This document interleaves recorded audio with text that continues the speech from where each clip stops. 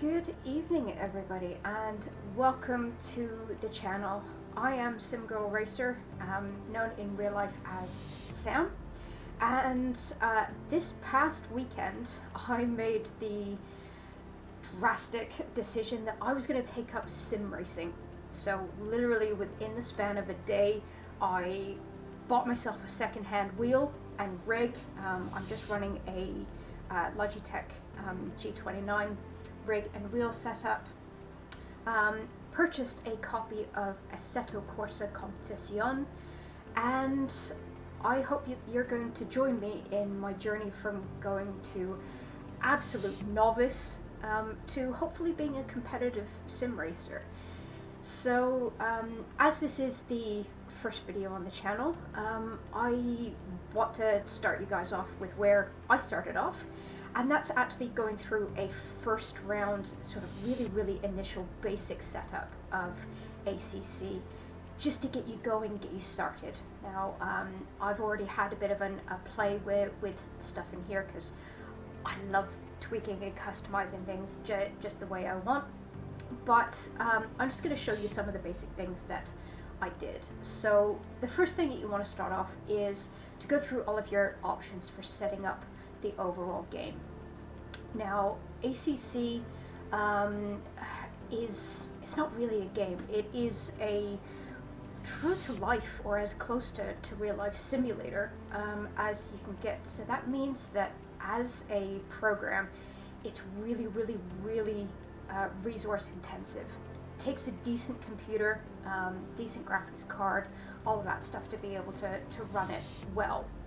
But I'm just running a hand-me-down gaming computer that I got from my husband when he upgraded his kit. So my husband's a long-time sim racer. He's been racing in Assetto Corsa for about 7 years now, and he runs Redline Zap Racing, and he competes in Sim Grid Championships for sprint and endurance with the rest of his teammates. So I've got his lovely hand-me-down, so at least I'm not starting completely and utterly from scratch. But this computer that I'm running is, it is getting on a bit, you know, it's sort of 5-6 years old, so it's not top of the line, which means, especially in the video settings, you need to really tone it down a little bit. So in video, the great thing with ACC is that they figure out a lot of basics that you may need and create presets already for you. So going with the low setting, just to start off with, if you haven't got, you know, sort of a top of the line computer, this is pretty much a good way to start off. Now I have played with a couple of settings in here with the advice from hubby, and basically the only differences that I've made is mirror distance, so increasing that a lot so that you don't have cars just appear out of nowhere when you're in a race. You can see them coming, anticipate what's going to happen, and I think that's pretty much all that we changed. Oh, and we increased the number of opponents that are visible. By standard, in the low setting, this is 10. But again, if you're, say, starting a race and you're in the middle of a pack, there's going to be lots going on. You want to make sure that you can see all of those cars that are around you and hopefully be able to avoid some accidents, especially going into turn 1. So these basic low settings with just those two changes is a really good place to start off if you haven't got a top of the line computer. But the great thing is that ACC has sort of built in some presets. So low, mid, high, epic, VR low for virtual reality, VR high, and VR epic. So select whatever works for your equipment level. If you've bought a brand new computer and it's top of the line and you've spent, you know, sort of decent money on it, you can go for some of these higher settings and really get some really amazing graphics out of this game. So that's video. So click apply, and then we're next going to go into audio. A lot of these are going to be set to 100% as standard. I'll just tweak these in a little bit just for, this is all down to personal preference. So I've turned the master volume down a little bit because these headphones are a bit on the loud side. And I just turn down the music and the interface. Interface is sort of those clicks that you can hear as I'm moving my mouse over. And music, you should be able to hear the background music that's going on at the minute. Everything else is pretty much the same. Opponent will be set to 75% as default, which is fine. It means that you can hear other cars that are around you, but they're not going to be overwhelming. Okay, and when you're done, click confirm. And the next thing is controls. Now this is going to be really, really unique to whatever setup you have. It's going to be dependent on what wheel you have, and you may even be starting out with not running a wheel and just playing this game either on a gamepad or just using a straight keyboard. There are some sim racers, some very competitive sim racers that do just use a keyboard, and that's fine. But if you want to get the real experience of what it feels like to drive some of these GT cars, then I really suggest you get a wheel and pedal setup. This setup, like I said, I got it secondhand. Decent entry level spec, and wheel, the pedals, and the frame that everything's bolted to cost me about £250 in the UK off of Facebook. Really simple, quite entry level. So once you get all of the various drivers installed on your computer, ACC should recognize what wheel you're running and sort of pre-select a lot of these things for you. So certainly all of your steering, throttle, brake, clutch, all of that's going to be automatically done, but you want to just make sure that everything works. So as soon as you're in here, test your steering just to make sure that bar does actually move. Push your throttle, make sure that moves, brake as well, clutch, and then paddles on the actual wheel itself. Just make sure that everything is actually recognizing properly. Now over on this right hand side is a lot of additional stuff, and there are things that you are going to need to get access to quickly within the game. So it is a good idea to map those to various buttons that you have available on your wheel or on your keyboard. Now a lot of these will be done by default. I've switched a lot of the default ones off simply because when you're starting out, you're not going to need them. But there are some that you're going to need right out of the gate. So the first ones that you're going to need are down to the in-car electronics. This is how easy the car is to drive. So things like increasing and decreasing your traction control, which limits how much your car is going to slide around and move around in corners. Increasing and decreasing ABS. So just like in a real car, if you slam on the brakes really hard, there is ABS. GT cars in real life do have ABS, and you have the ability to be able to change how intense that ABS is on the fly while you're driving. So I would recommend that you put those in. And the same with brake bias. If you're not familiar with motorsport in general, or you don't drive performance cars in real life, this may be a little bit of an alien concept to you. But brake bias is basically telling how much of the braking is done at the front of the car versus the back of the car. And increasing and decreasing brake bias just moves that braking force forward or back. Lighting, you don't need to worry about, because what I would recommend in the when you're first starting out with the game knows that you're a beginner, and it's going to do a lot of this stuff automatically for you. So there's no real need to play with a lot of this stuff. Views, a lot of this is to do with replays and changing cameras while you're driving. It's not necessarily something that you're going to do straight away. And when you're in the replay modes within the game, you have a little display that comes up that gives you access to all of this stuff anyway, so you don't need to map this stuff to your wheel. User interface, though, is quite important. because there are going to be some menus and things like that that you need to access within the game while you're actually driving. So you want to make sure that these are mapped to particular buttons on your wheel so that you have access to them while you're driving. You don't have to worry about fiddling with lots of different things. And to get access to the menu within the game that you're going to be using. So while you're driving, while you're in a race, you may need to access things like your setups. You may need to change any pit strategies if it's a longer race that involves a pit stop. And Cycle HUD MFD up is basically the button that's going to bring up that menu, and then all of these up, down, left, right is going to enable you to actually interact with that menu. So it's really important that you map that one. I apologize if you can hear my cat in the background. She's been ignored all day. She's starting to get bored, so hopefully she's not going to make too much of a pain of herself. And that's pretty much it for basic button mapping. You can, and if you want, you can, map all of these or more of them if you want to. But this is basics of what you're going to need to actually get yourself going. Okay, so once you've got that, go back, and then we're going to start looking at some gameplay settings. So general, a lot of the stuff you don't really need to change that much. The only thing that I would do is increase your replay max length, just so that however long you're in the car driving for a session, it will actually record the entire session for you.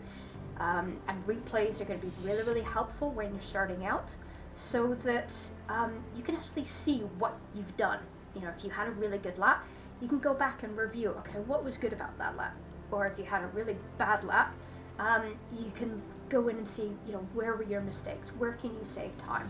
Things like that. So set that up to being 1 hour 15, which I think is the maximum.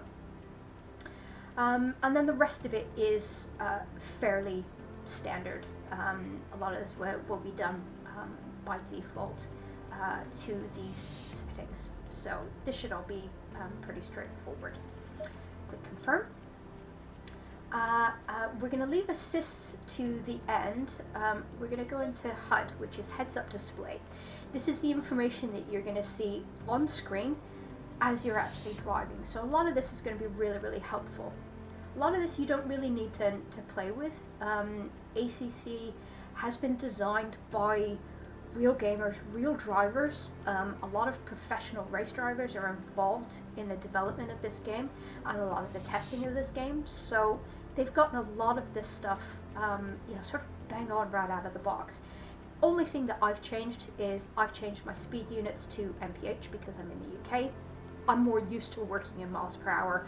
By default, this will be kilometers, simply because a lot of GT racing, which is what this game is based on, works in kilometers. It's just the way that the championships generally default to. So when you've done that, click confirm, and then the final thing is assists.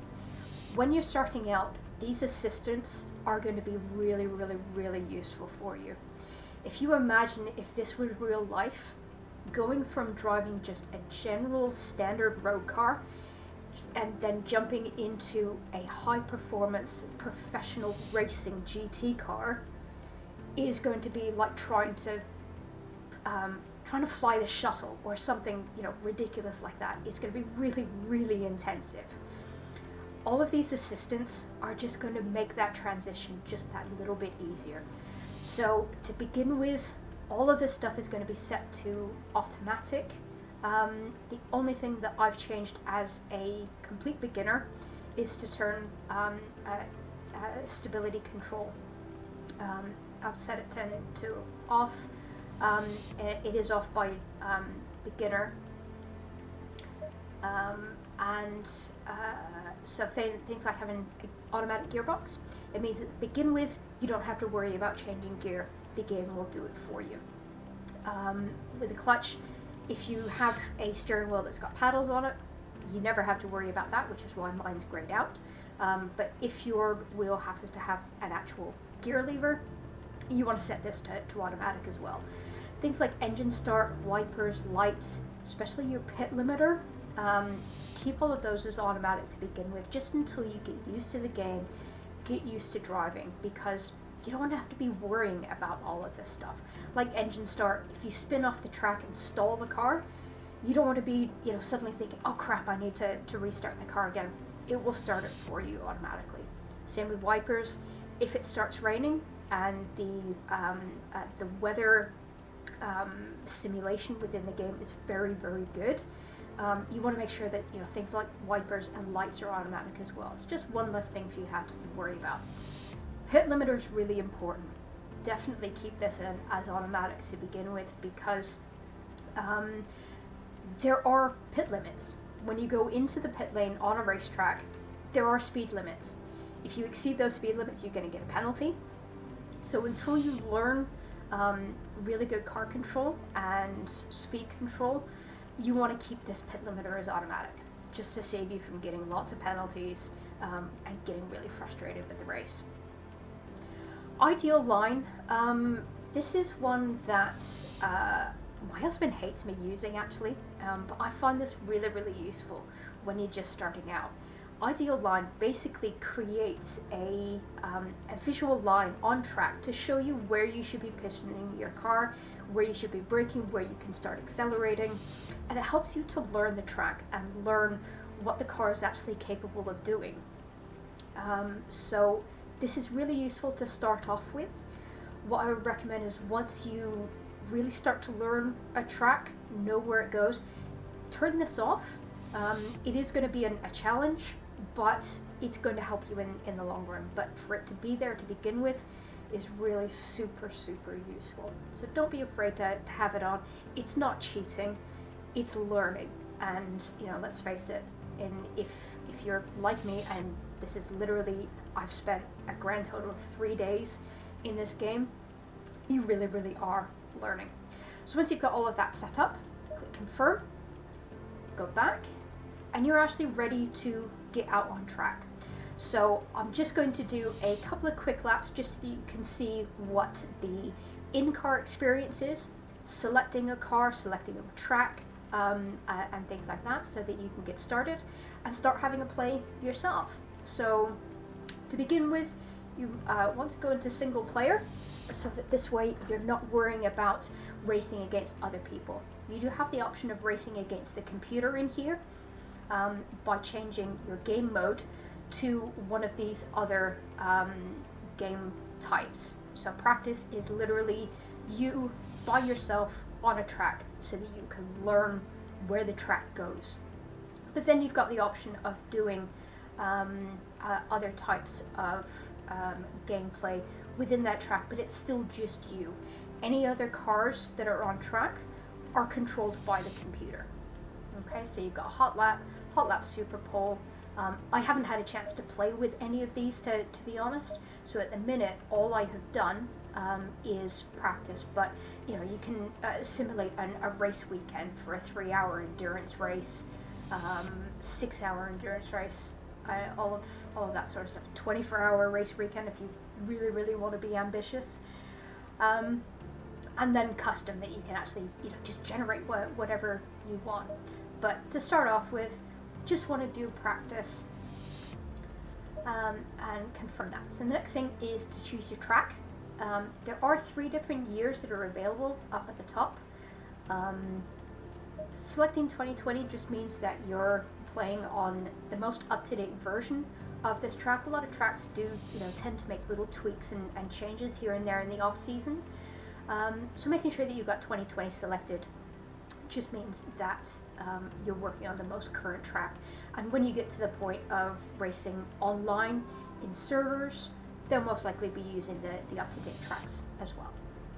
So click on circuit, and then you've got the option of selecting any of these circuits around the world. And these are real racetracks that have been mapped. So if you actually go to any of these tracks in real life, what you see in the game is what is actually there. It's really, really quite amazing. So a track that I really enjoy is Brands Hatch. It's just down the road from me, so it's a track that I'm familiar with, so I'm going to select that. And then is to select your car. So clicking on the car and then clicking on the brand of car, you then have all of these options of what type of car you want to drive. So I'm currently in the McLaren 720, but I'm going to go and play with something else just to show you what a box standard car looks like. So I'm going to jump into a, let's go with a Huracan ST. Okay, now my husband has kindly supplied me with the liveries for his racing team, but if you don't have any custom liveries, and to start off with you're not, this is the sort of layout that you're going to see. So you're going to select your car, and then you're going to select a team that you want to race for. Each of these are going to have their own liveries. There are a couple of things that you may be able to edit, but you know, it just sort of gets you going. So once you're happy with the car and what team you want to pretend that you're racing for, click confirm and then start session. And then what it's going to do is it's going to load up that track for you. And then it's just going to give you this sort of intro video. And the first thing you want to do is just quickly go into setup. Select the safe preset because this is just going to be the easiest for you to start driving with.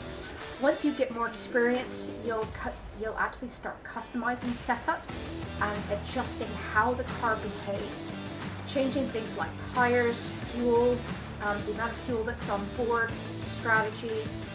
It can get really, really, really complicated. So for the time being, just play with a safe preset, and then once you select safe, click back, and then click drive. Green light. So go, go, go. we're sat in the car. I'm just going to put it in first, and off we go.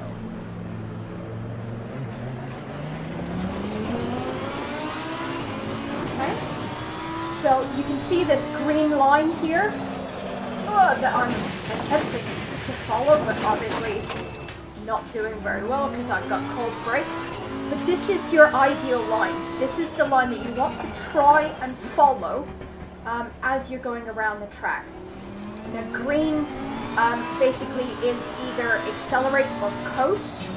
Orange and then red is, you should be, orange is think about braking, red is you should be braking by now. If you're not, you're going to end up in an accident.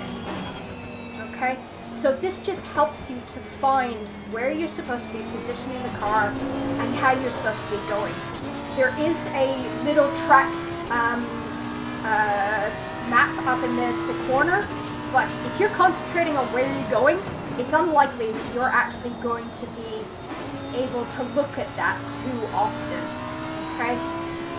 So just follow the lines, keep it, try and keep it steady, try and follow where the line goes, and just do lap after lap after lap until you know and can anticipate where the track goes. Once you can anticipate where the track goes and you're sort of not relying on the line as much, switch the line off and then look to figure out where you can push your braking points just that little bit more, cutting corners a little bit more, anything that's going to help you stay time. But for now, just starting out, all you want to do is just learn where you're supposed to be going, where you're supposed to be braking.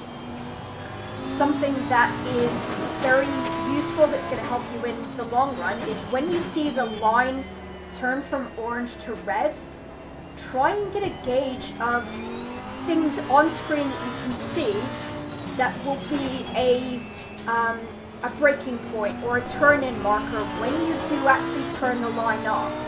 And you'll notice on a lot of racetracks, you will have what's known as brake boards. So I'm going to come up to the next corner and I'm actually going to slow down and show you what I mean. So racetracks in real life have these brake boards, Okay, so I'm going to slow down here. That the 3 line, 2 lines, and 1 line, that is Brands Hatch's version of brake boards. It's basically 150, 100 meter, and 50 meter warnings to say a corner is coming up. So when the line changes color, it's a good idea to have a quick glance around just to see where is that pit board, that brake board. If there aren't any brake boards, try and find something else on the track that helps you. It may be a access road or a sign that's on the Armco. Anything like that that can help you gauge where you should be doing things is really, really good. Okay, so that's kind of your initial introduction. Okay, so I'm going to stop there. And then when you're finished, just click escape on your keyboard. Return to garage. Click confirm. And then if you're finished with that session, you can click quit.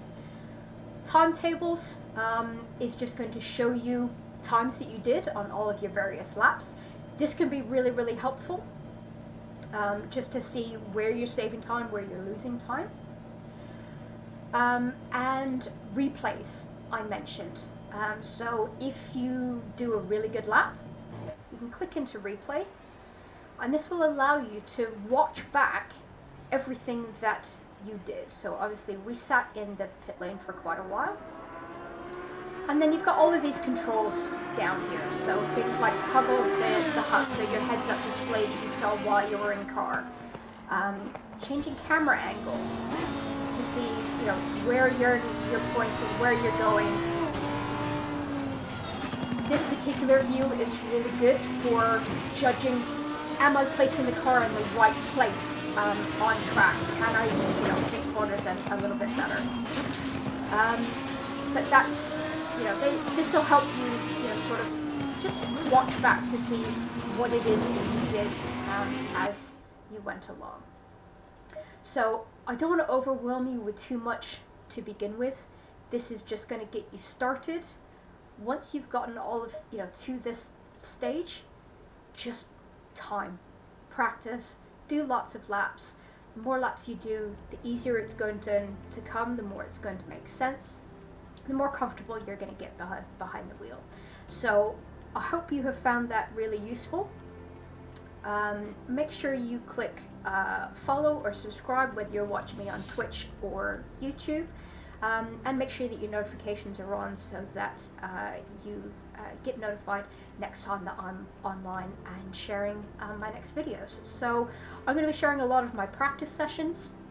When I get to the stage of I feel comfortable enough to be on track with other cars, I'll start sharing some races that I'm going to do, and eventually when I get to the point that I'm not a liability to anybody else on track, I may be allowed into some team races with the guys at Redline Zach Racing. They've said that they are going to be more than happy to help me learn in kind of a safe environment before I'm chucked in the deep end of going onto a public server. So that is an initial introduction to ACC, and thank you for watching, and I look forward to seeing you on the channel again soon. Bye for now.